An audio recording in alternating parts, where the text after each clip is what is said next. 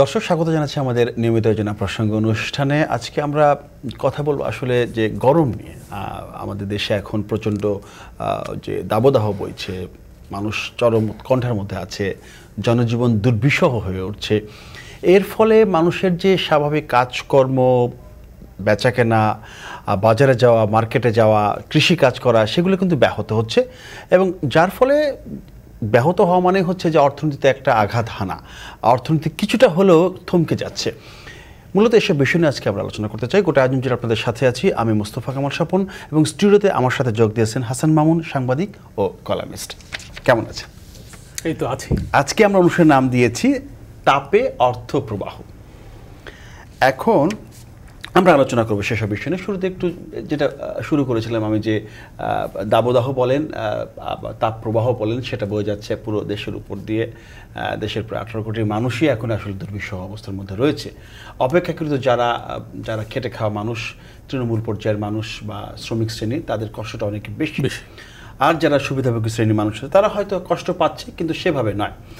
এই অবস্থায় নাগরিক জীবন অতিষ্ঠ, গ্রামীণ জীবন অতিষ্ঠ, সব মিলিয়ে আসলে আমরা কোন অবস্থায় এখন আছি, একটু শুরুতে সে বিষয়ে কথা বলে তারপর আমরা মূল আলোচনায় ফিরতে চাই। ধন্যবাদ। তাপপ্রবাহ কিন্তু গত বছরও এইরকমই ছিল। আচ্ছা, এপ্রিলে একই অবস্থা ছিল, এর আগের বছরও তাপপ্রবাহ একই ধারায় ছিল। তো এটা একটা সাম্প্রতিক প্রবণতা, মানে তাপপ্রবাহ বেশি, আবার তাপটা অনুভূত হচ্ছে বেশি, ফিলস লাইক যেটাকে বলে। আর্দ্রতা বেশি, হিউমিডিটি বেশি, এবং রাতের তাপমাত্রা খুব একটা পরিবর্তিত হচ্ছে না, একই রকম থাকছে, কমছে না। না, মানে আমরা আশা করেছিলাম যে সন্ধ্যার পরে বা রাতে একটু কমে আসবে, কিন্তু সেই রকম সেটা পাচ্ছি না, সেটা হচ্ছে না। এবং এই তাপ প্রবাহের অঞ্চলটা ক্রমে বাড়ছে, মানে পশ্চিমাঞ্চল থেকে দক্ষিণাঞ্চল থেকে মধ্যাঞ্চল পর্যন্ত এসছে। ফরিদপুর বেল্টেও মানে 64 জেলার মধ্যে বলা হচ্ছে যে 40টারও বেশি, 50 জেলায় তাপপ্রবাহ হয়ে গিয়েছে। মাঝারি থেকে তীব্র তাপমাত্রা, কোথাও কোথাও অতি তীব্র, মানে 42 ডিগ্রির বেশি হয়ে যাচ্ছে। তবে এখনো 43 হয়নি, গত বছর কিন্তু ঈশ্বরদীতে 43 হয়েছিল। তো এবং এর চেয়ে বেশি তাপমাত্রারও রেকর্ড কিন্তু আমাদের আছে 1960 সালে, এখন 1972 সালে, মানে এই সিজনে 42.6 ডিগ্রি সেলসিয়াস, সেটা যশোরে। এটাই এখন পর্যন্ত সর্বোচ্চ এখন পর্যন্ত। জি, তবে সারা দেশে একই রকম তাপপ্রবাহ বয়ে যাচ্ছে এটা বলা কিন্তু ঠিক হবে না। আমরা লক্ষ্য করব যে দুটা বিভাগে, ময়মনসিংহ বিভাগে এবং সিলেট বিভাগে পরিস্থিতি কিছুটা কিন্তু সহনীয়, টলারেবল, এবং কোথাও কোথাও একটু বৃষ্টিপাতও হচ্ছে, যেমন সিলেট বিভাগে, বা ঝড়ো হাওয়া বইছে। ওইদিকে কেন টলারেবল, কেন আপনি সেটা আমি ঠিক বলতে পারবো না, আমি তো পরিবেশবিদ বা জলবায়ু বিশেষজ্ঞরাই ভালো বলতে পারবেন। মানে বলা হচ্ছে গাছপালার বেশি, ওখানে গাছপালা অনেক বেশি, ওখানে জলাশয় বেশি, ওখানে পুকুর বেশি, এইটা একটা কারণ, বড় কারণ। সেটা একটা কারণ। যেমন আমাদের শহরগুলোকে আমরা তাপীয় দ্বীপ বানিয়ে ফেলেছি, তাই না? গাছপালা কেটে, জলাশয় নষ্ট করে, উন্নয়নের স্বার্থে, কোট আনকোট উন্নয়নের স্বার্থে। তো এই উন্নয়ন নিয়ে প্রশ্ন উঠছে, আরও উঠবে। এটাকে বলা হচ্ছে প্রকৃতি বিরুদ্ধ উন্নয়ন, এটাকে বলা হচ্ছে মানে মানবিক উন্নয়ন না, তাই না? আচ্ছা, কালকে রাতেও এখানে একটা টক শো হয়েছে, সেখানে সম্ভবত ইকবাল হাবিব সাহেব এটা খুব জোরালোভাবে বলেছেন, শুনলাম। তো শুধু ঢাকা শহর না, অন্যান্য শহর, অন্যান্য বড় শহর, অন্যান্য গ্রোথ সেন্টার যেখানে শিল্প বাণিজ্য কেন্দ্রীভূত হয়েছে, সেখানে নানা কারণে এই মানে হিট আইল্যান্ড তৈরি হচ্ছে, তাই না? ঢাকা শহরের মধ্যেও দেখা যাচ্ছে যে আমার বাসার কাছে রমনা পার্কে টেম্পারেচার কিছুটা কম, রমনা পার্ক থেকে বের হলেই তাপমাত্রা বেশি, বা চিড়িয়াখানা এলাকায় তাপমাত্রা, এটা এখন চোখে আঙুল দিয়ে দেখার মতো, যে গাছপালা যেখানে বেশি সেখানে তাপমাত্রা কম। এটা আমরা বই খাতায় পড়েছি বা দেখেছি। ঢাকা বিশ্ববিদ্যালয় এলাকায় তাপমাত্রা কম, প্রভাবটা একদম সরাসরি দেখতে পাচ্ছি, দেখা যাচ্ছে। তবে খুলনা, যশোর, চুয়াডাঙ্গা এই এলাকায় যে তাপপ্রবাহ বেশি, তার একটা কারণ হচ্ছে যে সীমান্ত তো আমরা তৈরি করেছি, কিন্তু জলবায়ুর তো কোনো সীমান্ত নাই, তাই না? রাইট। মানে পশ্চিমবঙ্গ এবং তার পেছনে অন্যান্য ভারতীয় রাজ্য, সেখানে তাপপ্রবাহ অনেক বেশি হতে সেই ধাক্কাটা এসে কিন্তু এই অঞ্চল দিয়ে ঢুকছে আমাদের এখানে, এটাকে গেটওয়ে বলা হচ্ছে, এবং সে কারণে ওখানে গাছপালা বেশি হলেও তাপপ্রবাহ বেশি। এটা মানে আমরা লেখাপড়া করে দেখতে পাচ্ছি আর কি। তো কোথাও কোথাও তাপমাত্রা এখনও সহনীয় আছে, কিন্তু ক্রমে প্রবণতাটা হচ্ছে সারা দেশই তাপপ্রবাহের মধ্যে, মানে মৃদু তাপমাত্রার নিচে কোথাও আছে বলে মনে হয় না। এবং আমাদের গড় তাপমাত্রা কিন্তু এখন 35 থেকে 37 ডিগ্রি সারা দেশে গড় করলে। তো এটা তো আসলে অসহনীয় অবশ্যই। এবং এতে আপনি সঠিকভাবে বলেছেন যে দেশের যে মানে শ্রমজীবী মানুষ যারা খোলা আকাশের নিচে কাজ করে, যাদেরকে যন্ত্রপাতির সংস্পর্শে কাজ করতে হয়, তাদেরকে তো একটা বাজে পরিস্থিতি মোকাবেলা করতে হচ্ছে। এবং হিট স্ট্রোকে যারা মারা গেছে এর মধ্যে যতজন মারা গেছে তারা অলমোস্ট সবাই খেটে খাওয়া মানুষ, কিংবা শ্রম করছিল, শ্রমের সঙ্গে নিয়োজিত ছিল, হয়তো ঘরের কাজ করছিল বারান্দায় বা মানে আকাশের নিচে, বা আত্মকর্মসংস্থানে নিয়োজিত ছিল, মানে এসি রুমে ছিল না। অর্থাৎ এতে বোঝা যাচ্ছে যে এই যে তাপপ্রবাহ এর একটা শ্রেণী চরিত্রও আছে, এটাও বোঝা যাচ্ছে। কারণ এখানে যারা আক্রান্ত হচ্ছে তারা কিন্তু গরিব মানুষ এবং শ্রমজীবী মানুষ। এবং এটাকে আমরা আন্তর্জাতিক পরিপ্রেক্ষিতেও দেখতে পারি। সেটা হচ্ছে যে এই যে বলা হচ্ছে বৈশ্বিক উষ্ণায়নের কারণে আমরা শিকার হচ্ছি, 1 থেকে 10-এর তালিকায় বাংলাদেশ আছে, তাই না? তো বাংলাদেশ তো বৈশ্বিক উষ্ণায়নের জন্য কম দায়ী, কারণ আমরা খুব বেশি দায়ী না, আমরা সাফারিংসটা বেশি করছি, আমরা ভোগান্তির শিকারটা বেশি হচ্ছে, কিন্তু আমরা দায়ী না এর জন্য। এবং আমরা যারা একটু সুবিধাভোগী শ্রেণী, যারা সচ্ছল জনগোষ্ঠী, যারা এসি ব্যবহার করছি, তারা নিজেদের তাপমাত্রা কমিয়ে বাকি তাপমাত্রাটা রিকশাওয়ালার গায়ে, শ্রমজীবী মানুষের গায়ে, নির্মাণ শ্রমিকের গায়ে, পরিবহন শ্রমিকের গায়ে ঢেলে দিচ্ছি, তাই না? এবং ঢাকা শহর তো এসির শহর হয়ে গেছে, এবং গ্লাস হাউস ঢাকা শহরে, তাই না? এবং আমরা কপি পেস্ট করেছি দুবাই থেকে, আবুধাবি থেকে এই উন্নয়নটা, যে আমাদের এখানে গ্লাস হাউস বানাতে হবে এবং সারা ঘর পুরো অফিস এসি দিয়ে মুড়িয়ে দিতে হবে। মানে এর একটা যুক্তি ছিল, আমি এর আগে কথা বলেছি যে মানে আপনার সূর্যের আলোটা যাতে সহজে প্রবেশ করতে পারে, সেখানে আপনার লাইটটা যাতে কম ব্যবহার হয়, বিদ্যুৎ যাতে কম খরচ হয়, সেই চিন্তা করে বিভিন্ন সময় আমরা কথা প্রসঙ্গে এই টকশোতে আমাদের এসেছে। কিন্তু এখন তো সেটার চেয়ে তো এখন দেখি অন্যদিকে সমস্যা বেশি। এখন এই যে তাপ প্রবাহ সরাসরি একদম ঘরের মধ্যে ঢুকে পড়ছে, মানে প্রচণ্ড রকম গরম, ফলে সেই গরম থেকে বাঁচার জন্য মানুষ এসি ব্যবহার করছে, যেটা আপনি বলছিলেন। হ্যাঁ, এসিতে উৎপাদন ক্ষমতা নিয়ন্ত্রণে থাকে, উৎপাদনশীলতা বাড়েও অনেকের, কিন্তু এটার একটা সামগ্রিক প্রভাব আছে এবং এটা নিয়ে আসলে আলোচনা হওয়া দরকার। উৎপাদনশীলতা বাড়ে, উৎপাদনশীলতা বাড়ে মানে হচ্ছে যে এসিতে কাজ করলে তো আপনার উৎপাদনশীলতা কমবে না, বরং তাপপ্রবাহের মধ্যে কাজ করলে উৎপাদনশীলতা কমবে, তাই না? কমছেও, বিশ্রাম নিতে হচ্ছে। তারপর হচ্ছে ইভেন কৃষিক্ষেত্রে দেখা যাচ্ছে যে শ্রমিকরা দুপুরে কাজ করতে পারছে না, বিকেলে কাজ করছে, অনেকে রাতে ধান কাটছে, রাইট? আমি এরকম রিপোর্ট দেখেছি যে রাতে চাঁদের আলোয় ধান কাটছে, তাই না? দুপুরবেলা সম্ভব না, দুপুরবেলা সকালের দিকে কাজ করছে, দুপুরে কাজ করতে পারছে না, এবং কৃষি শ্রমিক পাওয়া যাচ্ছে না, বেশি পয়সা দিয়েও পাওয়া যাচ্ছে না, এই পরিস্থিতি। আচ্ছা, পরিবারের লোকদের নিয়ে ধান কাটতে নেমে যাচ্ছে, তাই না? কারণ ধান না কাটলে তো হবে না, ধান তো পেকে গেছে অনেক এলাকায়। তো এবং শহরাঞ্চলেও কিন্তু নির্মাণ শ্রমিক পাওয়া যাচ্ছে না, তাই না? কারণ মৃত্যু ঝুঁকি বেড়ে গেছে এবং মানুষ তো এখন তথ্যগুলো জানে যে হিট স্ট্রোক হতে পারে। তো জীবনের ঝুঁকি নিয়ে তো আগে হয়তো জীবনের ঝুঁকি মানুষ বেশি নিত, কারণ জানতো না। এখন আলোচনার কারণে মানুষ এগুলো জানতে পারছে এবং সে কারণে একটু সতর্কও হচ্ছে। এবং আমার মনে হয় যে তাপ প্রবাহে হিট স্ট্রোকে আরও বেশি মানুষ মারা যেত যদি তথ্যগুলো অ্যাভেলেবেল না হতো।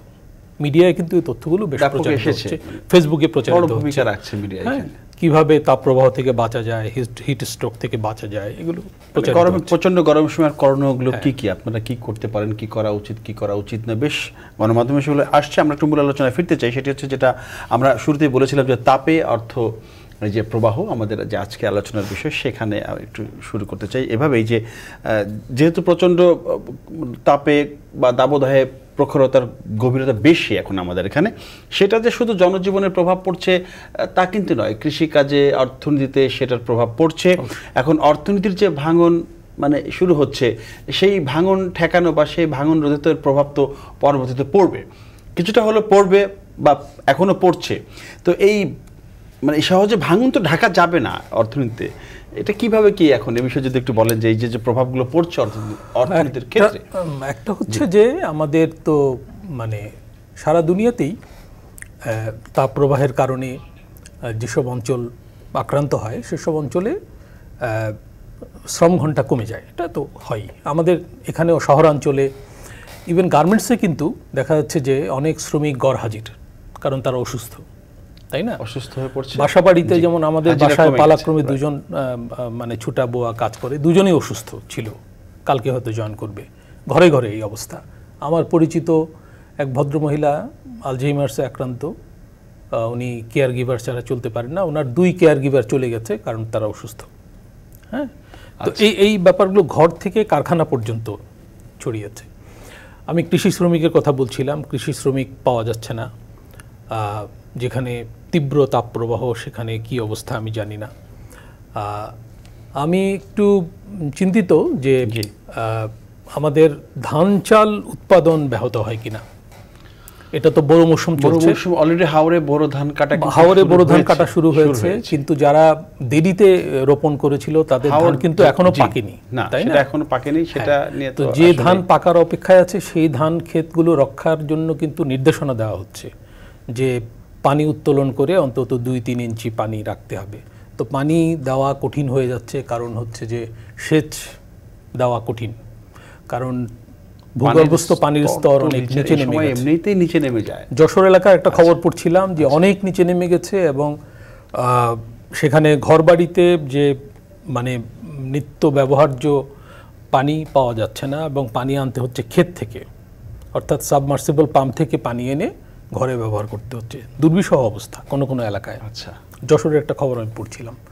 তো সেখানে ধান রক্ষা করা একটু কঠিন। তো ধানের উৎপাদন যদি ক্ষতিগ্রস্ত হয় তাহলে তো চালের দাম এমনিতেই বাড়তি অবস্থায় আছে। তারপর তো আরো আমরা তো চাল আমদানিরও উদ্যোগ নিয়ে রেখেছি, তাই না? কিছু কোম্পানিকে চাল আমদানি করতে বলা হয়েছে, সরকার নিজেও হয়তো আমদানি করবে। তো চাল উৎপাদন যদি ব্যাহত হয় তাহলে কিন্তু এটা একটা সংকট তৈরি করবে আমার মনে হয়। আর আন্তর্জাতিক বাজারে চালের দাম কিন্তু এখন একটু বাড়তি, কারণ বড় সাপ্লায়ার হচ্ছে ইন্ডিয়া। ইন্ডিয়া কিন্তু চাল এক্সপোর্ট করতে ইচ্ছুক না, এবং মানে বিশেষ চুক্তি ছাড়া চাল এক্সপোর্ট করছে না। তো এই অবস্থায় এটা সংকট যদি এইভাবে, তাহলে যেহেতু এটা একটা বড় একটা সমস্যা হয়ে দাঁড়িয়েছে, আপনি যেটা বললেন, সেই ক্ষেত্রে কি অর্থনীতির যে অর্থের যে প্রবাহ সেটাকে ঠিক রাখার জন্য, বা সেটা তাৎক্ষণিকভাবে তো তার ফলাফল আমি পাচ্ছি না, তার ফলাফলটা কিছুদিন পরে সেই প্রভাবটা পড়বে, আমাদের বাজারে এসে পড়বে। সেই ক্ষেত্রে যারা স্থানীয় যারা কৃষি কর্মকর্তা রয়েছেন বা কৃষি বিভাগ রয়েছেন, কৃষি তাদের তৎপরতা রয়েছেন, তারা কি করছেন? তাদের কর্মতৎপরতা কেমন? কৃষককে তারা কিভাবে বোঝাচ্ছেন? পানির এই যে সংস্থান, পানির ব্যাপারে কোনো সাবসিডির ব্যবস্থা আছে কিনা, ভর্তুকি দিবে কিনা? হ্যাঁ, পানি দেওয়ার কারণে তো খরচ বেড়ে যাচ্ছে। পরামর্শ কি হওয়া উচিত? আমি একটা রিপোর্ট দেখছিলাম, আপনারাও বোধহয় করেছেন, জিকে প্রকল্প, আচ্ছা, গঙ্গা কপোতাক্ষ সেচ প্রকল্প, এর পাম্পগুলো কিন্তু মানে অচল প্রায়। আচ্ছা, তো সেই প্রকল্প থেকে সুবিধা পাওয়া যাচ্ছে না। তো চাষিকে কিন্তু ব্যবস্থা করতে হচ্ছে স্ব-উদ্যোগে, অর্থাৎ তাকে ডিজেল কিনতে হচ্ছে, তার উপর প্রেসার পড়ে যাচ্ছে, তার খরচ বেড়ে যাচ্ছে, চাকার মধ্যে ঢুকছে, খরচ বেড়ে যাচ্ছে, এবং এই খরচের জন্য সে প্রস্তুত ছিল না। এখন চালের দামটা সে ঠিকমতো পাবে কিনা এই প্রশ্ন কিন্তু আছে, তাই না? তো চালের দাম পাওয়ার প্রশ্ন আছে। আবার চালের দাম যদি বেশি দেওয়া হয় কৃষককে, তাহলে বাজারে চালের দাম বেড়ে যাওয়ার আশঙ্কা আছে। এটা একটা সংকটময় পরিস্থিতি। আমি সেদিকেই বললাম যে চাল নিয়ে একটা উদ্বেগ কিন্তু তৈরি হয়েছে এই তাপপ্রবাহ ঘিরে। এখন এই সমস্ত কারণে আবার যারা মানে চালের এই যে সংকট, একটা শ্রেণী আছে আবার চাল নিয়ে চালবাজি করা শুরু করে দেবে। হ্যাঁ, সংকট পরিস্থিতি তৈরি হলে, সরবরাহ সংকট তৈরি হলে কিছু চালবাজির সুযোগ তো তৈরি হয়, এবং আমরা তো কিছু লোক এতে অভ্যস্ত হয়ে গেছি, তাই না? তো এই দিকে একটু সতর্ক দৃষ্টি রাখতে হবে, কারণ বোরোর যে উৎপাদন সেটার উপর কিন্তু আমরা বেশ কয়েক মাস নির্ভর করি, আর 6-7 মাস কাজ করতে হবে কিনা, এবং আমাদের খাদ্য নিরাপত্তার সাথে এর সম্পর্ক আছে। মাঝে একটা খবর বেরিয়েছিল, সরকারের মজুদ কিন্তু কমে গেছে। আচ্ছা, কারণ সরকারকে তো এই মজুদ দিয়ে অনেক কর্মকাণ্ড চালাতে হয়, খাদ্য নিরাপত্তার অনেক ব্যাপার, সামাজিক কর্মসূচি পালন করতে হয়। গ্রামীণ জনগোষ্ঠী যারা ছিন্নমূল বা পিছিয়ে পড়ে তাদের জন্য অনেক কম দামে চাল দিতে হয়, বিনামূল্যেও চাল দিতে হয়, টিসিবি আছে, চালাতে হয়। তো তার মজুদ কমে গেছে, এটা একটা পত্রিকা রিপোর্ট করেছিল। তো এখন সরকারকে চাল আমদানি করে হলেও ওই মজুদটা ঠিক রাখতে হবে, এবং মজুদ নিয়েও কথা আছে যে আমরা যে মজুদটাকে সাফিসিয়েন্ট মনে করি, সেটা এখনকার যে জনসংখ্যা এবং যে চাহিদা, যে সংকট, দরিদ্র জনগোষ্ঠীর যে পরিমাণ মানে হার, সে অনুপাতে এটা যথেষ্ট কিনা এই প্রশ্ন আছে।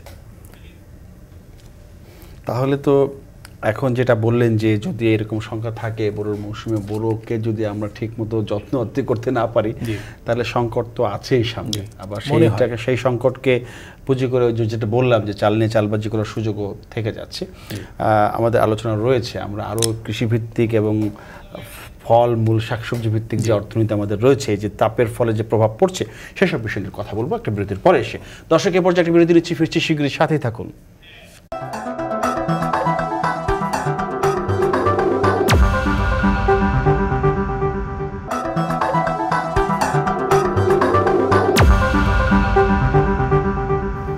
দর্শক বিরতির পর আবার ফিল্ম আমাদের আয়োজন আপনার সঙ্গে অনুষ্ঠানে আমরা কথা বলছিলাম তাপে অর্থ প্রবাহ নিয়ে। আমার সাথে রয়েছেন স্টুডিওতে হাসান মামুন, সাংবাদিক ও কলামিস্ট। হাসান মামুন, আপনি এর আগে যে কথাগুলো বললেন, বোরোর বিষয়গুলো এসেছে, আমরা ফল ফ্রুট, আম, লিচু নিয়ে আমরা কথা বলতে চাই। তার আগে একটু বলতে চাই যে মূলত দুপুরের দিকে যেভাবে তাপ প্রবাহ বাড়ে, মনে সূর্য আগুন ঢেলে দিচ্ছে এমন অবস্থা। এখন এই অবস্থার পরিপ্রেক্ষিতে বিশেষজ্ঞরা বলছেন যে এই মুহূর্তে আপনারা প্রয়োজন ছাড়া বাইরে যাবেন না। আমরা কোনো কোনো এলাকায় মাইকিং করতে দেখেছি যে জরুরি কাজ ছাড়া বের হবে না, কিন্তু যাদের হতেই হবে, যাদের আয় রোজগারের দরকার, উপার্জন দরকার, না হলে তাকে তো না খেয়ে থাকতে হবে, তাকে তো কাজ করতেই হবে। তো এখন সেই লোককে তো বা সেই মানুষকে তো বের হতে হচ্ছে, তাকে তো থামানো যাচ্ছে না। এখন আপনি তাকে থামিয়ে দিলেন, কিন্তু তার আয়ের পথ তো থেমে যাচ্ছে, তার উপার্জন থেমে যাচ্ছে। উপার্জন, আয়ের পথ থেমে যায় মানে অর্থনীতি ছোট করে হলো টোকা দেওয়া। সে হয়তো ছোট ইনকাম করছে, তার প্রভাব তো পড়বে। তো এখন এই অবস্থায় তো চলছে, আপনি অর্থনীতি তাহলে কিভাবে এই সময়ের মধ্যে তো চাঙ্গা রাখা তো ওইভাবে সম্ভব? হ্যাঁ, এই ব্যাপারটা কিন্তু কম আলোচিত ছিল। ধীরে ধীরে সংকট বাড়ার সঙ্গে সঙ্গে এটা আলোচনা এসছে এখন বেশ, এবং এখন এই কথাও বলা হচ্ছে যে নীতি নির্ধারকদের চিন্তা করা উচিত এই সিজনটা নিয়ে, অর্থাৎ গ্রীষ্ম নিয়ে। গ্রীষ্মের একটা আলাদা অর্থনীতি আছে, যেমন শীতের অর্থনীতি আছে। এপ্রিল, মে, জুন এরকম, এপ্রিল না, মার্চ থেকে শুরু হয়ে যায়, শুরু করলো যে মার্চ থেকে শুরু হয়ে যায়, মার্চ, এপ্রিল, মে, জুন, জুলাই, অগাস্ট। আচ্ছা, এটা মানে গুরুতর বা ঘোরতর বর্ষা শুরু হওয়ার আগ পর্যন্ত, তাই না? এটা বিশেষ নজর দিতে হবে, এটা এক নজর দিতে হবে এখানে কতগুলো খাতের দিকে। যেমন 1 নম্বর হচ্ছে যে কৃষি খাত, 2 নম্বর হচ্ছে যে গৃহ নির্মাণ, 3 নম্বর হচ্ছে পরিবহন, আচ্ছা, তাই না? এবং সেবা খাত, আচ্ছা, হোটেল, রেস্তোরাঁ, ট্যুরিজম কিন্তু সাংঘাতিকভাবে এফেক্টেড। ঈদের পর কিন্তু ট্যুরিজমটা অনেক দিন ধরে চলে সাধারণত। আমি কুয়াকাটার খবর পড়ছিলাম, কুয়াকাটার অবস্থা খুবই খারাপ। কুয়াকাটা যারা বুকিং দিয়েছিল তারা বুকিং বাতিল করছে, যারা বেড়াতে গিয়েছিল ফ্যামিলি সহ তারা একদিন থেকেই চলে আসছে, কারণ উপকূলীয় এলাকায়ও তাপমাত্রা বেশি, কারণ হিউমিডিটি বেশি, ঠিক আছে? তো এটা একটা কিন্তু সর্বগ্রাসী সংকট। আমি তো যাব ঘোরার জন্য, একটু কমফোর্ট জোনে যাব, সেখানে গিয়ে আমি বালিতে পা রাখতে পারছি না, বালিতে পা রাখতে পারছি না, তেমনই হচ্ছে, তাই না? সেই জায়গায় তো অর্থনীতি, ওখানে ট্যুরিজম ভিত্তিক যে অর্থনীতি, ট্যুরিজম ভিত্তিক যে অর্থনীতি, সেখানে ধাক্কা লাগছে। জি, তো আমি তো দেখছি যে ভারত থেকে খবর আসছে যে ওখানে তাপপ্রবাহ আগামী দিনে যে পরিস্থিতি হবে বলে বেশ কিছু রাজ্যে, সেখানে বলা হচ্ছে ফিল্ম ইন্ডাস্ট্রি ক্ষতিগ্রস্ত হবে, কারণ আউটডোর শুটিং বন্ধ হয়ে যাবে। ওরা এগুলো প্রজেকশন দিচ্ছে, তাই না? আমাদেরও এইসব প্রজেকশনে যাওয়া উচিত যে আমাদের ট্যুরিজম কতখানি ক্ষতিগ্রস্ত হবে। আমাদের ট্যুরিজম কিন্তু রমজানে হয়ই না, বন্ধ থাকে, অলমোস্ট বন্ধ ব্যাপার থাকে, মানুষ বের হতে চায় না, বের হয় না, তাই না? মানুষের মধ্যে রোজা রাখার প্রবণতা এগুলো বেড়েছে, আচ্ছা, ধর্মীয় প্রভাব সমাজে বেড়েছে, হোটেল রেস্তোরাঁ বন্ধই থাকে, তাই না? তো কক্সবাজারে ট্যুরিজম হয় না। আমি একবার গিয়েছিলাম, ওই দেখেছি, হ্যাঁ, রোজার সময়। তো হোটেল রেস্তোরাঁ ফাঁকা পাওয়া যায়, এই জন্যই গিয়েছিলাম। তো গিয়ে দেখলাম যে এই অবস্থা। যাই হোক, তো রমজানে একটা মাস ট্যুরিজম হয় না, তারপরে ঈদের পরে কিন্তু ওরা আশা করেছিল ট্যুরিজম হবে, কিন্তু এখন সেটা ঈদ থেকেই তো তাপপ্রবাহ শুরু হলো, তাই না? নববর্ষে কিন্তু তাপপ্রবাহ ভালো ছিল, ঈদের আগের দিন, নববর্ষের দিন 40 ডিগ্রি ছিল টেম্পারেচার ইয়েতে, রাঙামাটিতে। সুতরাং তাপপ্রবাহ কী ছিল আমরা বুঝতে পারছি। তো সেবা খাত ক্ষতিগ্রস্ত হচ্ছে, হোটেল রেস্তোরাঁ ঢাকা শহরেও কিন্তু লোকজন খেতে যাচ্ছে কম, তাই না? স্বাভাবিক। তো কিছু জিনিসের বিক্রি বাড়ছে, যেমন পানির বিক্রি বাড়ছে, ওষুধপত্রের বিক্রি বাড়ছে, প্যারাসিটামল জাতীয় ওষুধের বিক্রি বাড়ছে, ওরসেলাইনের বিক্রি হিউজ বাড়ছে, আচ্ছা, কিছু কোল্ড ড্রিঙ্কসের বিক্রি, আইসক্রিমের বিক্রি বাড়ছে, কিন্তু অন্যান্য সব জিনিসই বিক্রি কমছে, তাই না? দোকানপাট খোলাই হচ্ছে দেরিতে, বিকেলে খোলা হচ্ছে, দোকানপাটে কেনাকাটা নাই, শপিং সেন্টারে কেনাকাটা নাই। তো এটা একটা কঠিন পরিস্থিতি। আচ্ছা, তারপরে পরিবহন চলছে কিন্তু যাত্রী কম, এই পরিবহন চলছে, যাত্রী কম, হ্যাঁ। আচ্ছা, তারপরে আমরা রেলওয়েতে ভাড়া বাড়াচ্ছি, এই যে 4 তারিখ থেকে বোধহয় ভাড়া বাড়ছে, তাই না? জি। ওই যে 100 কিলোমিটার দূরে যারা যাবে তারা রেয়াত পেতো, এখন পাবে না সেটা, কিন্তু ওখানে যাত্রী কমে যাবে যদি এই তাপপ্রবাহ চলতে থাকে। তারপর হচ্ছে যে রেল লাইনে দুর্ঘটনার আশঙ্কা বাড়ছে, কারণ রেল লাইন বেঁকে যেতে পারে, রেল লাইনের স্বাস্থ্য, এসব প্রশ্ন। এটা কি বাইরের কান্ট্রিগুলোতে এরকম হয়? হ্যাঁ, এখানে তো আমি জানি না, আমি বিশেষজ্ঞ না, কিন্তু তাপে চাপে কিন্তু হ্যাঁ বাঁকা হয়ে যাচ্ছে ওখানে নাকি। এখন পুরনো রেল লাইন সেগুলো রিপ্লেস করা দরকার কিনা, এইসব প্রশ্ন আছে, তাই না? এগুলো এক্সপার্টরা বলতে পারবেন। কিন্তু আমরা দেখছি যে রেল লাইন বেঁকে যাওয়ার আশঙ্কায় স্পিড কমিয়ে দেওয়া এইসব করছে। তাহলে এটা তো একটা সর্বগ্রাসী সংকট, তাই না? এবং এর এফেক্ট কিন্তু জিডিপিতে পড়বে অবশ্যই। হ্যাঁ, আমার যদি সেবা খাত সংকুচিত হয়, কৃষি সংকুচিত হয়, হ্যাঁ, আমার যদি আয় রোজগার কমে যায়, রিক্সা চালকের আয় কমে যায়, তাহলে ভোগ ব্যয় কমবে, তাই না? তো ভোগ ব্যয় যদি কমে, আমার জিডিপির তো একটা বিরাট অংশ আসছে কনজামশন থেকে, কনজামশন এক্সপেন্ডিচার থেকে। এবং আমরা বলছি যে মানুষের জব বাড়ছে না, জবলেস গ্রোথ হচ্ছে, অর্থাৎ জিডিপি প্রবৃদ্ধিটা আসছে কনজামশন থেকে। তো কনজামশন যদি কমে যায় তাহলে জিডিপি কমে যাবে। এবং এর মধ্যে বিবিএস তথ্য দিয়েছে যে এক প্রান্তিকে জিডিপি কমে গেছে, অনেক কমে গেছে, অর্ধেক হয়ে গেছে, তাই না? তো আইএমএফের চাপে কিন্তু আমরা বাধ্য হচ্ছি 3 মাস পর পর জিডিপির অবস্থা বলতে। তো এই অবস্থায় দেখা যাচ্ছে কৃষি খাত ভালো পারফর্ম করছে, সেবা খাত, শিল্প খাত সংকুচিত হচ্ছে। এমনিতেই শিল্প খাত কিন্তু সংকটে আছে, বিদ্যুতের সংকটে আছে, গ্যাসের সংকটে আছে। আপনি জিডিপির কথা বলছিলেন, মানে এটা তো বছরের শুরুতে যেটা বৃষ্টিপাতের কারণে একটু ক্ষতিগ্রস্ত হয়, এভাবে অর্থ বছরের শুরুতেই। এখন আবার এই তাপমাত্রা, এখানে যারা কাজকর্ম কিছুটা হইলো মানে এডিপি বাস্তবায়ন একটা সংখ্যা থাকে, আর এডিপি বাস্তবায়ন না হলে আপনার কর্মসংস্থান না বাড়লে তো আয় হবে না, আয় না বাড়লে তো আমার প্রবৃদ্ধি আগাবে না। সব মিলিয়ে ঝিলে শেষ পর্যন্ত সেই প্রবৃদ্ধি, সেই অর্থনীতির সার্কেলের মধ্যে আমরা পড়ে যাচ্ছি, ওই এক ইস্যুতে তাপপ্রবাহ। ফলে আপনি যেটা বললেন যে প্রতি বছর তো এই সময়টাতে আমরা ধরেই নিয়েছি, তো সেই ক্ষেত্রে এই 3 বা 4 মাস ধরে যদি বিশেষ কোনো প্রণোদনা, বিশেষ কোনো ব্যবস্থা নিয়ে ভাবনা চিন্তা হয়, তাহলে তো আমরা তো সেই চাকার থেকে বেরিয়ে আসতে পারছি। এটা নিয়ে ভাবনা চিন্তা হতে হবে। আমি খুব বেদনার সঙ্গে লক্ষ্য করছি যে আমাদের পার্লামেন্টে এই নিয়ে কোনো আলোচনা নাই। এটা কিন্তু আলোচিত হওয়া দরকার। আচ্ছা, যে তাপ প্রবাহে অর্থনীতির কি অবস্থা, তাই না? অর্থনীতি স্লো ডাউন করছে কিনা, গ্রোথ কমে যাচ্ছে কিনা। এবার গ্রোথ এমনিতেই কম হবে, এবং মূল্যস্ফীতি বাড়ছে না কমছে, মূল্যস্ফীতির পরিস্থিতি কি দাঁড়াবে। ইতিমধ্যে আমি দেখলাম, আমি 2-1 দিন আগে বাজারে গিয়েছিলাম, সেখানে দেখলাম যে গ্রীষ্মকালীন সবজির দাম বেড়ে গেছে, সব রকম। যেসব সবজি বেশি করে খেতে বলা হচ্ছে, যেসব সবজিতে পানি বেশি, চিচিঙ্গা, আচ্ছা, তারপরে হচ্ছে পটল, লাউ, কুমড়া, ওই যে ছোট কুমড়া, এগুলোর দাম বেড়ে গেছে, মানে 80 টাকা, 100 টাকা, 120 টাকা। এখন একটু চাহিদা একটু বাড়ার সাথে সাথে তো তারা এটা চিন্তা ভাবনা করে ফেলে যে না, দাম আমি বাড়িয়ে দিই। এটা ক্ষতিগ্রস্ত হচ্ছে, নানাভাবে ক্ষতিগ্রস্ত হচ্ছে, মানে তাপপ্রবাহে এগুলো ক্ষতিগ্রস্ত হচ্ছে। পরিবহনে খরচ বেশি পড়ছে, তাই না? শ্রমিক খরচ বাড়ছে, এই সমস্যাগুলো আছে। এই জন্য বলছিলাম যে এটা আলাদা করে দেখার এবং অ্যাড্রেস করার ব্যাপার আছে। নীতি নির্ধারকদের এটা অবশ্যই চিন্তা করতে হবে। আমাদের শীতের অর্থনীতি আছে, আমাদের তাপ প্রবাহের অর্থনীতি আছে, আমাদের বর্ষার অর্থনীতি আছে। এগুলো নিয়ে আলাদা করে, বর্ষার অর্থনীতি নিয়ে না দেখেছি, কিন্তু তাপ প্রবাহের অর্থনীতি এইবার একটু বেশি দেখছি, মানে পত্র পত্রিকায় গতবার থেকে আলোচনাটা বেশ বাড়ছে। বর্ষার অর্থনীতি সেটা আমরা ছোটবেলা থেকে দেখেছি বা পড়াশোনা করেছি, কিন্তু তাপ প্রবাহের অর্থনীতি এবার দেখি সবাই অন্যভাবে আলোচনা করছে, লেখালেখি করছে, এটা ভালো লক্ষণ, কথাবার্তা হচ্ছে। জি, এটা ভালো লক্ষণ।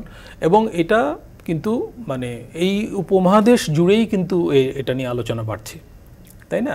আমি ওই যে ইন্ডিয়ান ফিল্ম ইন্ডাস্ট্রির কথা বলছিলাম যে বাইরে আসলে, আচ্ছা, ভারতে যদি চাল উৎপাদন ক্ষতিগ্রস্ত হয়, গম উৎপাদন ক্ষতিগ্রস্ত হয়, তার প্রভাব আমার দেশে পড়বে, কারণ আমি তো ওখান থেকে ইম্পোর্ট করি। আচ্ছা, তো যেসব দেশ থেকে আমি ইম্পোর্ট করি, যেসব দেশের সঙ্গে আমার ট্রেড আছে, সেসব দেশে তাপপ্রবাহের প্রভাব কি সেটাও কিন্তু আমাকে বিবেচনায় নিতে হবে। এটা খুবই ইন্টারেস্টিং।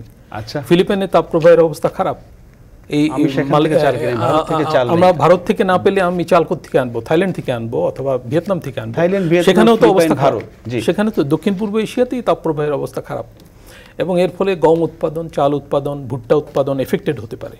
মালয়েশিয়াতে, মালয়েশিয়া, ইন্দোনেশিয়াতে যদি তাপপ্রবাহে পাম অয়েল উৎপাদন ক্ষতিগ্রস্ত হয়, আমি তো তার উপর প্রভাব আমার উপর পড়ে। পাম অয়েলটা একদম আমদানি নির্ভর একটা আমদানি, জিনিস। এবং আমরা এনে আমি সয়াবিন তৈরি করছি, আমরা জি। 2-3টা সোর্স থেকে আনি মাত্র, মেইনলি আনি ইন্দোনেশিয়া থেকে। তো ইন্দোনেশিয়ায় পাম বাগান যদি ক্ষতিগ্রস্ত হয়, আমার এখানে পাম অয়েলের দাম বাড়বে, এবং আমি তো পাম অয়েল বেশি ইম্পোর্ট করি, এবং আমার কারখানায়, খাদ্য প্রক্রিয়াকরণ শিল্পে, হোটেল রেস্তোরাঁয় পুরি ভাজা হয় পাম অয়েল দিয়ে, আমরা ঘরে হয়তো সয়াবিন তেল ইউজ করি, তাই না? তো ফলে এটা একটা কঠিন পরিস্থিতি, বৈশ্বিক পরিস্থিতির সঙ্গে এর সংযোগ আছে, এবং এটা নিয়ে আলাদা করে আমাদের অবশ্যই চিন্তা ভাবনা করতে হবে, আগামীতে আরও বেশি করে করতে হবে। আমরা বিদ্যুৎ খাতে একটু কথা বলতে চাই যে এই অবস্থায় বিদ্যুতের চাহিদা ব্যাপক হারে বেড়েছে। আপনি শুরুতে এসির কথা বলেছেন, কিন্তু গ্রামীণ যে অর্থনীতি সেখানে তো ব্যাপক লোডশেডিং হচ্ছে। তবে ঢাকা ঠিক আছে, আমরা দেখছি যে ঢাকায় লোডশেডিংটা ওইভাবে হচ্ছে না বললেই চলে। কিন্তু ঢাকার বাইরে আমাদের যারা আত্মীয়স্বজন আছে, আমরা বা যা খোঁজখবর নিচ্ছি, সেখানে ব্যাপক লোডশেডিং হচ্ছে। লোডশেডিং হওয়া মানেই তো আপনার কৃষিকাজে ব্যাহত হবে, উৎপাদন ব্যাহত হবে, শিল্প কারখানা ব্যাহত হবে, যাদের ছোট রাইস মিল বা ছোট পোলট্রি খামার রয়েছে সেই জায়গাটা ব্যাহত হবে। তো ধাক্কাটা কিন্তু ওইখানে বেশি করে যাচ্ছে। সেসব বিষয় নিয়ে একটু কথা বলবো একটা বিরতির পরে এসে। দর্শক, এ পর্যায়ে একটা বিরতি নিচ্ছি, ফিরছি শীঘ্রই, আশা করি সাথেই থাকবেন।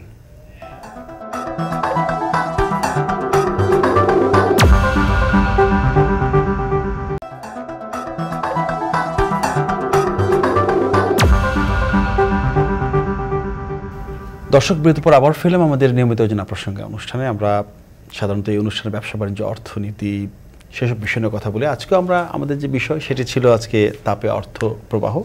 আমাদের সাথে রয়েছেন সাংবাদিক, কলামিস্ট হাসান মামুন।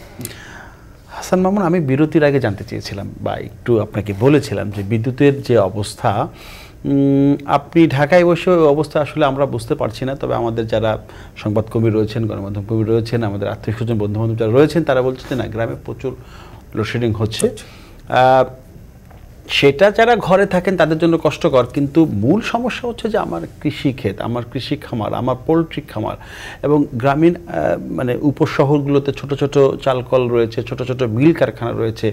তো সেখানে যদি অনবরত লোডশেডিংটা হয়, তাহলে ক্ষতিগ্রস্ত তো ওই দিন শেষে আগের একই কথা আমরা যাই যে সেটা ব্যবসা বাণিজ্য বলেন, সেখানেই আমার ক্ষতিগ্রস্ত হবে।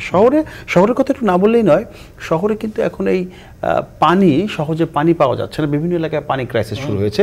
গরম পড়া মানে মানুষ যে হয়তো একজন গোসল করতো, সে এখন দুবার গোসল করছে, বা বেশি পানি খাচ্ছে, গোসল করছে, পানির ব্যবহারটা বাড়ছে। ফলে পানি আগে যেভাবে স্বাভাবিক প্রবাহ ছিল সেটা কমেছে। এখন টানা মেশিন দিয়ে পানি টেনে আনতে হচ্ছে। যার টানা মেশিন আছে সে পানি টেনে আনছে, আর যার নেই সে হয়তো বঞ্চিত হচ্ছে। এসির মতো সব মিলিয়ে তো নাগরিক জীবনের যে সমস্যাগুলো তৈরি হয়েছে। আর সবচেয়ে বড় যেটা বললাম যে লোডশেডিং গ্রামীণ অর্থনীতির জায়গায় ভালো রকম একটা ধাক্কা দিচ্ছে, সে বিষয়ে যদি একটু বলেন। হ্যাঁ, আমরা মাঝে দেখলাম যে বিদ্যুৎ উৎপাদনে আমরা রেকর্ড করেছি, খবর দেখলাম মাঝে, আচ্ছা, তাই না? ওই দিনই কিন্তু লোডশেডিং ছিল আবার, কারণ বিদ্যুতের চাহিদা তো রেকর্ড পরিমাণে বাড়ছে আবার, তাই না? এই গ্রীষ্মে তাপপ্রবাহের মধ্যে বিদ্যুতের চাহিদা বাড়ে, পানির চাহিদাও বাড়ে। ওই যে বলছিলেন 2বার গোসল করা, 3বার গোসল করা, পানি ইনটেক করাও বেড়ে যায়, পানি খাওয়া বেড়ে যায়, তাই না? খেতে বেশি বলাও হয়। আপনার সবজি বিক্রি করতেছে, সেও তার সবজি বারবার করে পানি ছিটাচ্ছে। শুধু মানুষ না, প্রাণীর জন্য পানি কিন্তু বেশি লাগে, তাই না? প্রাণীকুলের জন্য, চিড়িয়াখানা থেকে নিয়ে ব্যাপক পানি চাহিদা বাড়ে। তারপরে হচ্ছে যে আমরা তো প্রাণী সম্পদ পালন করছি, আমরা গরু উৎপাদনে স্বয়ংসম্পূর্ণ। তো গরুর খামারগুলোর কি অবস্থা আমি একটা লেখায় লিখেছি, তাই না? তো গরুর খামারেও কিন্তু পানির ব্যবহার বেড়ে গেছে, কারণ গরুকে বেশি খাওয়াতে হচ্ছে। আচ্ছা, তারপরে হচ্ছে সেখানে বিদ্যুতের প্রয়োজন হচ্ছে, পোলট্রিতে বিদ্যুতের প্রয়োজন বাড়ছে, এবং পোলট্রির কিন্তু বেশ খারাপ খবর আছে। বেশ পোলট্রিতে পোলট্রি খাত ব্যাপক, মানে মুরগি হিট স্ট্রোক হয়ে মারা যাচ্ছে, কিছুই করার। ডিমের দাম বাড়তি কমতির মধ্যে আছে, ডিমের উৎপাদন নাকি ক্ষতিগ্রস্ত হয়েছে। তো এই খবরগুলো আছে। আচ্ছা, তারপরে হচ্ছে যে মাছ উৎপাদন আগামীতে, এখন হয়তো সাপ্লাই ঠিক আছে, আগামীতে এফেক্টেড হতে পারে, কারণ মাছের রেণু উৎপাদন ক্ষতিগ্রস্ত হচ্ছে। যারা রেণু উৎপাদন করে তারা বলছে যে তারা রেণুপোনা নিয়ে সংকট আছে, খবর আছে, তাই না? জি, তাহলে এটা যদি হয় তাহলে মাছ উৎপাদন ক্ষতিগ্রস্ত হবে, মানে আগামী 1 মাস পরে মাছের সাপ্লাই কমে যেতে পারে। আমরা তো প্রভাবটা আমি এই মুহূর্তে টের পাচ্ছি না, কিন্তু এটার প্রভাব যে পড়বে এটা নিশ্চিত। আচ্ছা, এবং মাছের সাপ্লাই কমে যেতে পারে। আর আমরা তো চাষের মাছের উপর নির্ভরশীল, বিশেষ করে দরিদ্র জনগোষ্ঠী, তাই না? আচ্ছা, তো এই পরিস্থিতিতে গ্রামেগঞ্জেও কিন্তু এখন আপনার ওই সেই দেশীয় মাছ খুব একটা পাওয়া যায় না। গ্রামেগঞ্জেও কিন্তু এখন আপনার সেই চাষের মাছের উপর সবাই নির্ভরশীল, চাষের মাছ পাওয়া যায়। আরেকটা ব্যাপার আছে যে যেসব দেশীয় মাছ ধরা পড়ে সেগুলো কিন্তু মানে মূল কেন্দ্রে চলে আসে, শহরাঞ্চলে চলে আসে, যেখানে দাম বেশি পাওয়া যায়। এটা নিয়ম। যেখানে মুরগি উৎপাদন হয় সেখানে মুরগি পাওয়া যায় না, মুরগি পাওয়া যায় শহরে, এটা নিয়ম, অর্থনীতিতে এটা ঘটে। তো যাই হোক, বিদ্যুৎ পরিস্থিতি গ্রামে খারাপ। গ্রামে কি মানে ঢাকা শহরের বাইরেই খারাপ, তাই না? এরকম বলা হচ্ছে যে অর্ধেক সময় বিদ্যুৎ থাকে না, গড়পড়তা। কোথাও দিনের অধিকাংশ সময় বিদ্যুৎ থাকে না, রাতে মানুষ ঘুমাতে পারছে না, তাই না? এই অবস্থা। এখন না, আমাদের উৎপাদন সক্ষমতা বেড়েছে, আমাদের ক্যাপাসিটি বেড়েছে, কিন্তু আমরা তো উৎপাদন করতে পারছি না, কারণ আমাদের অর্থ সংকট, আমাদের জ্বালানি সংকট, তাই না? তবে মাঝে একটা ভালো খবর এসছে, সেটা হচ্ছে যে আমরা কয়লাভিত্তিক যেসব বিদ্যুৎ কেন্দ্র আমাদের আছে, 5-6টা বোধহয় আছে, মাতার বাড়ি নতুন একটা যোগ হয়েছে, তাই না? তো সেসব বিদ্যুৎ কেন্দ্রে উৎপাদন আমরা বাড়াচ্ছি।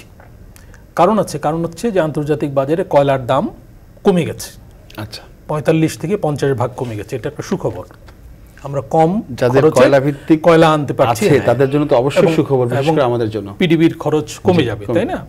এবং কিছুটা লাভও হবে হয়তো, কারণ বিদ্যুতের দাম তো বাড়ানো হয়েছে, খরচ কমছে, দাম বেশি ইত্যাদি। তো বিদ্যুৎ উৎপাদন তাতে কিছুটা বাড়বে, কিন্তু চাহিদা তো অনেক বেশি। চাহিদা তো প্রতিনিয়তই বাড়ছে। আমার চাহিদা আজকে যা আছে কালকে বাড়ছে তো মানুষ। এবং চাহিদা সম্পর্কে যেসব তথ্য আমরা দিচ্ছি সেগুলো কিন্তু ঠিক না, চাহিদা বাস্তবে আরো অনেক বেশি। ওই তথ্য কি হয় ম্যানিপুলেশন? না, আমরা তো যে স্থাপিত সংযোগের চাহিদা দিচ্ছি, যে সংযোগ নিয়েছে তার চাহিদা এত, কিন্তু সংযোগ তো আরো বহু লোক নিতে চায়, আরো অনেকে ইন্ডাস্ট্রি করতে চায়, এবং সেখানে বিদ্যুৎ প্রয়োজন, গ্যাস প্রয়োজন।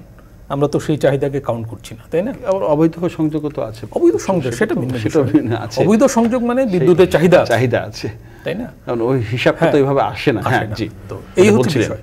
এখন এই বিদ্যুতের কারণে কিন্তু গ্রামে কৃষি এবং অকৃষি খাতের যে বিকাশ হয়েছিল, গ্রামে কিন্তু অকৃষি খাতেরও বিকাশ হয়েছে, অনেক দোকানপাট হয়েছে, সেবা খাতের বিকাশ হয়েছে, তাই না? ইউনিয়ন পর্যায়ে এখন কিন্তু ইন্টারনেটের অফিস আছে, তো ইউনিয়ন পর্যায়ে আপনি সেখানে বসে আপনি ইন্টারনেট ব্যবহার করতে পারছেন, কেবল নেটওয়ার্ক আছে, তাই না? বিদ্যুৎ না থাকলে তো কেবলওয়ালারা বলছে যে আমরা বিল আদায় করতে পারছি না, কারণ বলে যে অর্ধেক সময় তো বিদ্যুৎ থাকে না। মানে মফস্বলেও এসি বিক্রি বেড়েছে, তো মফস্বলেও চার্জার ফ্যান বিক্রি বেড়েছে, আইপিএস বিক্রি বেড়েছে, কারণ বিদ্যুৎ থাকে না। ফ্যান মানে ফ্যান গরমে ফ্যান বিক্রি বাড়বে, কিন্তু চার্জার ফ্যান মানে ফ্যান বিক্রি বাড়াটা স্বাভাবিক, কিন্তু চার্জার ফ্যান মানে হচ্ছে বিদ্যুৎ নাই। জি, এবং আইপিএস বিক্রি বেড়েছে, তাই না? এসি বিক্রি বেড়েছে, কিন্তু মুশকিলটা হচ্ছে যে এসি বিক্রি যে বেড়েছে, বিদ্যুৎ না থাকলে এসি চালাবে কিভাবে? সেক্ষেত্রে যে মানে এখন আবার চাহিদা, আপনি যেটা বললেন যে মানে আইপিএস এর কথা বললেন, আমার বিদ্যুৎ নাই দেখেই তো আপনার আইপিএসটা ব্যাপক হারে বেড়েছে। আমরা নিজেরও আইপিএস লাগিয়েছি, এবং এগুলোর দাম বাড়ছে। আমি দেখলাম ভোক্তা অধিদপ্তর করছে, যে অভিযান পরিচালনা করছে, যে দাম যাতে ম্যানিপুলেশন না হয়, তাই না? এটা ভালো ঢাকার মধ্যে, এবং এটা সারা দেশেই করা উচিত। তাদের অবশ্য সক্ষমতার অভাব আছে, সারা দেশে করা সম্ভব না। তো ক্রাইসিসের মধ্যে এই পরিস্থিতি তৈরি হয়। এখন ব্যাপার হয়েছে যে ঈদের পরপরই কিন্তু এই চাহিদাটা তৈরি হলো এইসব জিনিসপত্র কেনার। তো মানুষের হাতে তো সেভাবে অর্থকড়ি নাই, কারণ ঈদে তো মানুষ খরচ করে ফেলেছে, তাই না? অর্থকড়ি এই মুহূর্তে মানুষের হাতে নেই। এখন এই জন্য কি মানুষ আবার বিদেশ থেকে পয়সা কড়ি পাঠাবে যে একটা এসি কেনো, একটা চার্জার ফ্যান কেনো? সেটা তো সম্ভব না, কারণ তার প্রত্যেকের তো সীমিত আয়, সেটা থেকে সে খরচ করে ফেলেছে। এই মুহূর্তে আবার ব্যাপক চাপ শুরু হয়েছে, নতুন করে তো সে তার এগুলো কিনতে পারছে না। এখানে আমি একটা প্রসঙ্গ আনতে চাই, সেটা হচ্ছে যে আমাদের কিন্তু, আমরা দেশে যারা শ্রমজীবী মানুষ তাদেরকে নিয়ে আলাপ করছি, আমাদের যারা বিদেশে কাজকর্ম করতে যায়, রোজগার করতে যায়, তারাও কিন্তু উষ্ণ মানে আবহাওয়ার দেশে কিন্তু কাজ করতে চায়। সেখানে কিন্তু ওইখানেও কিন্তু উষ্ণতার সমস্যা আছে, এবং তারা কোন পরিবেশে কিভাবে কাজ করে সেদিকেও কিন্তু আমাদের নজর রাখা দরকার, আমাদের খোঁজখবর রাখা দরকার, যে আমাদের ভাইয়েরা বিদেশে সে বড় একটা অঙ্ক, সেখানে কিভাবে, সেখানে তারা কতটা নিরাপদ? পোশাক খাত, প্রবাসী আয়ের খাত, এটা একটা বড় খাত আমাদের দেশের জন্য আর কি। আপনি ঠিকই বলেছেন, সেই দিকে আমাদের একটু খোঁজ খবর নেওয়া উচিত। একটু ফলমূলে আসতে চাই, যে আমরা 2-3টা প্রতিবেদন করেছি, এর মধ্যে আমরা করে ফেলেছি যে বিশেষ করে রাজশাহীতে যে ফলের ব্যবস্থা রয়েছে, বা রাজশাহীতে যে আম বাগানের কথা আমরা বলি, প্রায় 21,000 স্কোয়ার ফিট সেখানে হচ্ছে আপনার আমের বাগান। তো সেইখানে বছরে বলা হচ্ছে যে আমরা যতটা দেখলাম যে 1,800 কোটি টাকার আম বিক্রির একটা লেনদেন সেখানে হয়। তো এখন সেখানে আম যদিও মানে বৈরী সহিষ্ণু ফল, তারপরেও মাটিতে আর্দ্রতা কমে যাওয়ায় গাছ সেই আম ধরে রাখতে পারছে না, মুকুল বা ছোট যে আম সেগুলো পড়ে যাচ্ছে। কৃষক ব্যাপক শঙ্কিত, তারা বাড়তি খরচ করছে, তারা জমিতে পরিচর্যা করছে, কিন্তু আপনি শুরুতে বলেছেন যে ব্যাপক তাপচাপের কারণে কিন্তু শ্রমিক পাওয়া যাচ্ছে না। ফলে দেখা যাচ্ছে যে যিনি গৃহস্থ কৃষক তিনি নিজেই মাঠে নেমে পড়েছেন, উপায় নেই তার। এখন একই অবস্থা লিচু বাগানের ক্ষেত্র, হ্যাঁ, সেখানেও এই একই সমস্যা যাচ্ছে। অনেক লিচু বাগানে বা বাগান আমরা দেখেছি পানি দেয়া হচ্ছে, ফলে এটা একটা বাড়তি খরচ কৃষকদের জন্য। পানি সেচ করা মানে হচ্ছে ডিজেল বা পেট্রোলের ব্যবস্থা করা, সেটার জন্য। এখন আমরা তো সাধারণত এই গরমের শেষে এই আম লিচুর জন্য অপেক্ষা করি, সেইখানে উৎপাদন তো ব্যাহত হওয়ার সম্ভাবনা দেখা দিয়েছে। আমার ধারণা এবার আম, লিচু, কাঁঠাল, এই সব গ্রীষ্মকালীন ফসল, যেগুলো ফল ফসল, এগুলোর উৎপাদন ক্ষতিগ্রস্ত হবে আমার ধারণা। মানে শুধু আমি বললাম যে রাজশাহীতে 21,000 হেক্টর জমিতে যেটা আমাদের বললাম, সেখানেই 1,800 কোটি টাকার ওইটুকুনি, আর বাকি অন্যান্য জেলা আমি বললামই না। তো এইটা এখানে প্রশ্নটা এখানে যে খরচটা তাদের হচ্ছে বাড়তি, তারা দামে এটা পুষিয়ে নিতে পারবে কিনা, এই প্রশ্নটা আছে। এটা চালের ক্ষেত্রে আছে, এটা আমের ক্ষেত্রেও আছে। তো ওইখানে যদি খরচ পোষণের ব্যাপার থাকে, তাহলে দাম বৃদ্ধির একটা ব্যাপার আছে, তো অবশ্যই না। আমাদের এখানে দেখা যায় যে মানে আমরা আমটাকে সারা বছরের বেশিরভাগ সময় উৎপাদনশীলতার মধ্যে রাখতে পারি না, সেই ব্যবস্থা কিন্তু আছে, অনেক দেশে হয়েছে। আমরা একটা মানে মৌসুমি ফল এটা, এবং এটা সংরক্ষণের সমস্যা আছে। আমরা সংরক্ষণের সমস্যায়, কৃষিপণ্যের সংরক্ষণের সমস্যায় আছি, সব রকম কৃষিপণ্যের, যেমন পেঁয়াজ নিয়ে সংকট আছে, আলুর একটা ব্যবস্থা হয়েছে, কিন্তু পেঁয়াজের ব্যবস্থা হয়নি, তাই না? পেঁয়াজের তারপর একটা অংশ নষ্টই হয়ে যায়, এবং নষ্ট হওয়ার হারটা অনেক বেশি। এটা আমরা কমাতে পারছি না, যে কারণে আমাদের ইম্পোর্ট করতে হয়। তো আম আমরা মানে ম্যাঙ্গো প্রসেস করে যে এটা মানে এটার ভ্যালু এডিশন বাড়ানো, এটাকে দীর্ঘদিন ব্যবহার উপযোগী রাখা, এক্সপোর্ট করা, এই জায়গাটায় আমাদের খুব একটা উন্নতি হচ্ছে না। তো আম, লিচু সব কিছুই কিন্তু মালয়েশিয়া এইসব দেশ কিন্তু প্রসেসিংয়ে এগিয়ে গেছে। আমরা ফল উৎপাদনে এগোতে পারছি, অনেক এগিয়েছি। যেমন পেয়ারা উৎপাদনে কিন্তু আমরা স্বয়ংসম্পূর্ণ হয়ে গেছি বোধহয়, পেয়ারার দামও সহনীয়। আমরা আনারস উৎপাদনে আমরা অনেক এগিয়েছি, তাই না? কিন্তু এই গ্রীষ্মকালীন ফল ফসল এগুলোর দিকে আমাদের বিশেষ করে দৃষ্টি দেওয়া দরকার, এবং এগুলোর রক্ষা, এগুলোর সংরক্ষণ, এসব দিকে অবশ্যই আমাদের আলাদা করে তাকাতে হবে। এগুলো কেবল এখন প্রান্তীয় খবর না, পত্রিকায় দেখলাম এগুলো মূলধারার খবর। এখন হাইব্রিড শসা, হাইব্রিড শসা কেজি 1.5 থেকে 2 টাকা কেজি, হ্যাঁ, ব্যাপক। মানে আমি তো দেখেই খুব হলাম যে পত্রিকার ছবি আসছে, অনেক একদম রাশ করে সাজিয়ে রাখছে, কিন্তু ঢাকায় দাম বেশি। হ্যাঁ, কিন্তু ওখানে 1.5 টাকা 2 টাকা, সেইটা নানা রকম খরচ করে, নানা রকম ভাবে পরিবহন খরচ, বেশি, এখানে এসে সেটা চলে 40, 50, 60 টাকায় বিক্রি হয়ে যায়। এই জায়গাটা অবশ্যই দেখা দরকার। ভ্যালু চেইনটা অবশ্যই আমাদের খুব ভালো করে নজর করা দরকার। পরিবহন ব্যয়ের কারণে শুধু এত দাম বাড়তে পারে না, বা হাত বদলের কারণে এত দাম বাড়তে পারে না। এটা কি কারণে হচ্ছে, বা এটার চাহিদা কি এত বেড়ে গেছে যে এটার ইলিশ মাছের মতো যে এটার দাম অনেক বেড়ে গেল? আমার মনে হয় না। লেবুর দাম আমি দেখলাম আবার রমজান মাসের মতো হয়ে গেছে, 50 টাকা 60 টাকা কেজি, মানে হালি, আচ্ছা, মানে কোয়ালিটি লেবু। তো এটা হ্যাঁ, লেবুর চাহিদা বেড়েছে, লেবুর রস খাওয়া, লেবু মানে শরবত খাওয়া, এটা গরমে বেড়েছে সেটা। কিন্তু এইগুলো এই বাড়াটা তো নিয়ন্ত্রিত না, মানে বাড়ুক, বাড়তে তো কিছু পারে, কিন্তু সেই বাড়াটা তো অনেক সময় অনেক, হ্যাঁ, এটা হার নিয়ে প্রশ্ন আছে। সেটাই, এটা হার নিয়ে বাড়বে, চাহিদা যখন বেশি হবে জিনিসপত্রের দাম কিছু বাড়বে, এটা অর্থনীতির সূত্র বা এটা হতেই পারে। কিন্তু আমাদের যেটা হয় যে একেবারে আকাশ পাতাল হয়ে যায়, মানে তবে বিক্রেতাদেরও সংকটের একটা জায়গা আছে, কারণ এই গরমের মধ্যে তারা কিন্তু জিনিসপত্র রক্ষা করতে পারছে না, তাদের মানে ডেপ্রিসিয়েশন অর্থাৎ মানে ক্ষয়ক্ষতি বাড়ছে। এটা পাইকারি পর্যায়ে বাড়ছে, এটা আমদানি পর্যায়েও বাড়তে পারে, আমদানি করে যেসব পণ্য আসছে সেখানে বাড়তে পারে, এটার মানে ক্ষয়ক্ষতি, আর খুচরা পর্যায়েও বাড়ে। এবং তারা কিন্তু দিনের বেলা যে দামে বিক্রি করতে পারে সন্ধ্যাবেলা কিন্তু সেই দামটা পায় না। জি, এটা এভারেজ করে তারা একটা করে। আমরা আরেকটু কথা বলতে চাই এই বিষয় নিয়ে একটা বিরতির পরে এসে। দর্শক, এই পর্যায়ে আরেকটা বিরতি নিচ্ছে, ফিরছি শীঘ্রই, আশা করি সাথেই থাকবেন।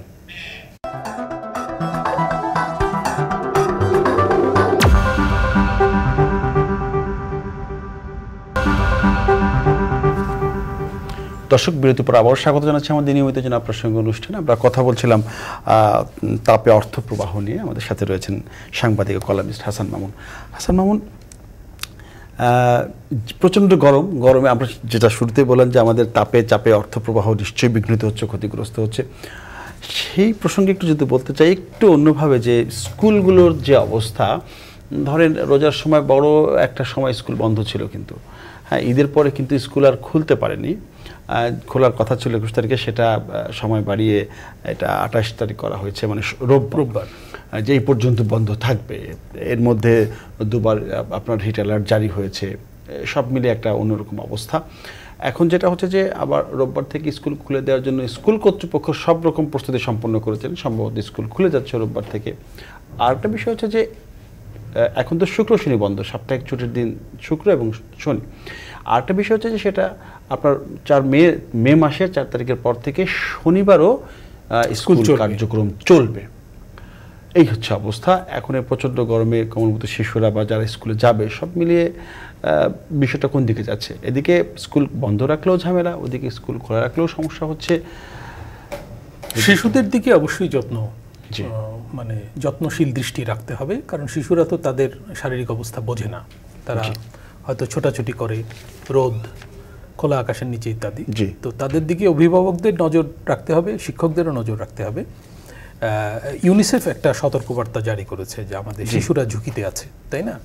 শুধু শিশুরা না, আমাদের অন্তঃসত্ত্বা মেয়েরাও কিন্তু ঝুঁকিতে আছে। এবং তাদের যে গর্ভকালীন যত্ন, এটা নিয়ে প্রশ্ন আছে যে তাদের কয়বার মানে প্রসব পূর্ব সেবা নেওয়া উচিত, কতবার নিচ্ছে ইত্যাদি। হ্যাঁ, হয়তো দূরবর্তী স্থান বলে তারা যায় না সেবা নিতে, এটাও খেয়াল রাখতে হবে। শুধু শিশু না, মানে অন্তঃসত্ত্বাদের যত্ন নিতে হবে এবং বয়স্কদের যত্ন নিতে হবে বিশেষভাবে, কারণ তাদের অর্গান ফেলিয়ার হতে পারে এই পানি শূন্যতায়। তো আমি এখানে শুধু এইটুকু বলবো যে পরিস্থিতি বুঝেই ব্যবস্থা নিতে হবে। অ্যাসেম্বলি বন্ধ রাখার কথা বলা হচ্ছে, অ্যাসেম্বলি বন্ধ, স্কুল মাঠে বা গ্রাউন্ডে যে সমস্ত খেলাধুলা করার আউটডোর অ্যাক্টিভিটি বন্ধ রাখা, হ্যাঁ সেগুলো ঠিক আছে। তবে এটা সারা দেশব্যাপী এই একই নীতি প্রয়োগ করা, এটা নিয়ে অনেকে প্রশ্ন তুলছে। আমি মনে করি প্রশ্নটা যৌক্তিক, কারণ সারা দেশে কিন্তু তাপপ্রবাহ একই রকম না, এবং এইখানে স্থানীয় কর্তৃপক্ষের ইনভলভমেন্ট দরকার, অর্থাৎ তাদের মত নিয়ে এটা স্থানীয় কর্তৃপক্ষ এই সিদ্ধান্তগুলো নিতে পারে।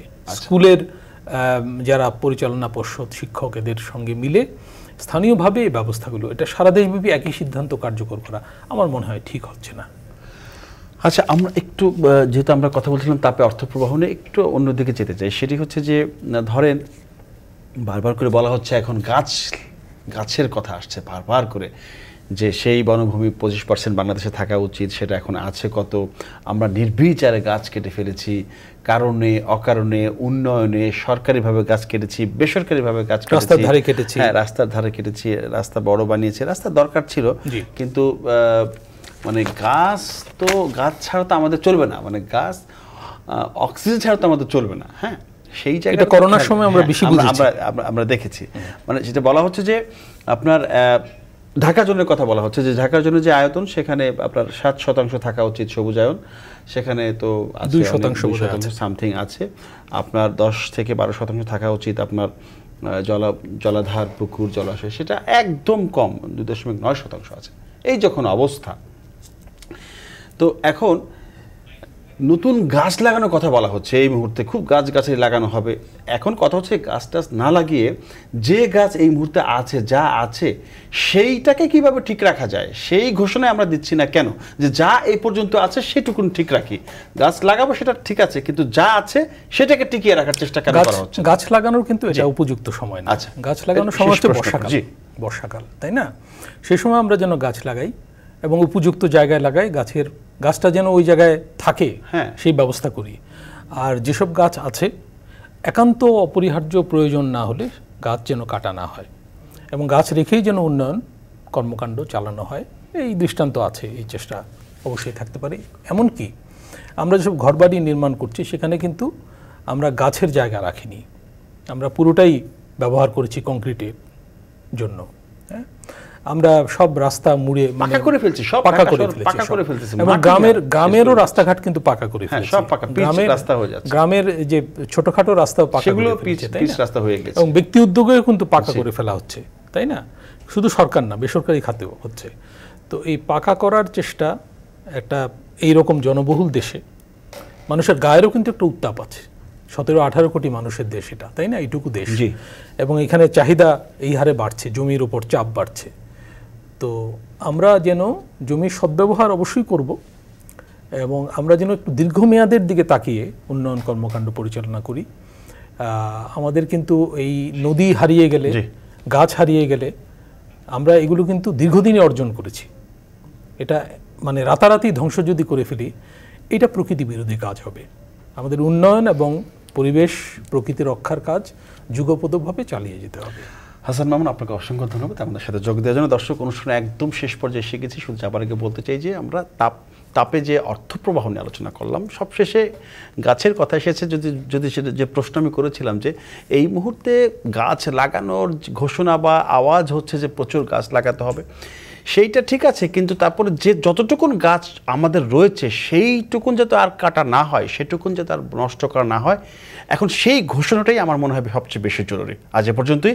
আগামীতে নতুন কোনো বিষয় নিয়ে আমরা কথা বলবো। সে পর্যন্ত সবাই ভালো থাকবেন, নিরাপদে থাকবেন। সবাইকে ধন্যবাদ। শুভরাত্রি।